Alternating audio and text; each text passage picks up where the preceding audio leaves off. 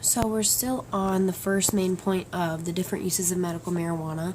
And as I was saying, that it can control muscle spasms for people who have neurological problems, and it can control eye pressure, like from damages that can cause glaucoma. It can control nausea and increase the appetite of like cancer and AIDS patients. So those are some things that are really helpful for people who need medical marijuana. So my second main point is the pros of medical marijuana, and that kind of goes along with the uses, because obviously the uses are pros that they're helping people.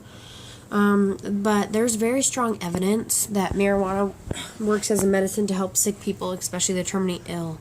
Like I was saying, that cancer patients and AIDS patients, it really helps them out a lot. And it's considered to not be highly addictive, like unlike alcohol and other drugs that they might use. When they have to stop using this medical marijuana, it doesn't really give them any withdrawal symptoms like it would with alcohol or like a harder drug. And also another pro is that instead of using, like, if medical marijuana was more available to them and they were doing other drugs, I mean, they would be more likely to probably use the medical marijuana since it's legal than to use a harder drug, which is actually it's still a bad thing, but I mean it's a good thing as in terms of them using this instead of the other things that they could be using.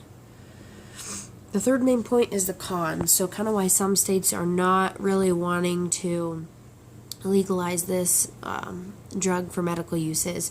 And every 19 minutes in the U.S., someone dies from a drug overdose, and medical marijuana is believed to be very easy to overdose on, so that's why some states are kind of lenient, kind of not wanting to legalize it, is because they're afraid some people might overdose easily.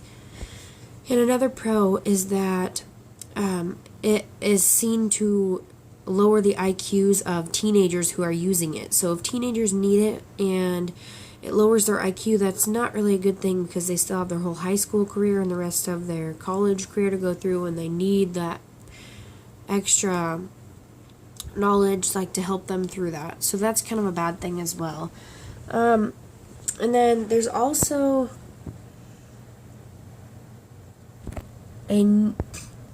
sorry, I don't know what happened there.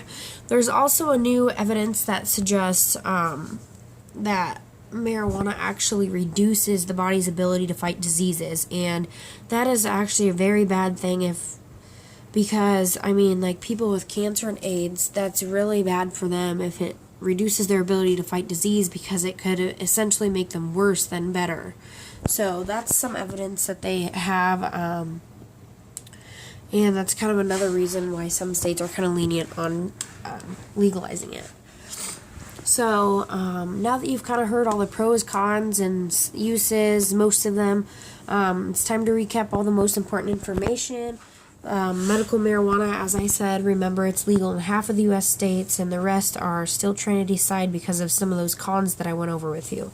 But like I said, there's very strong evidence that it can be used as medicine, so that is a very good thing when it can be used like it's supposed to. But, I mean, do you think, that's still the question, do you think that every U.S. state should legalize medical marijuana from the information given?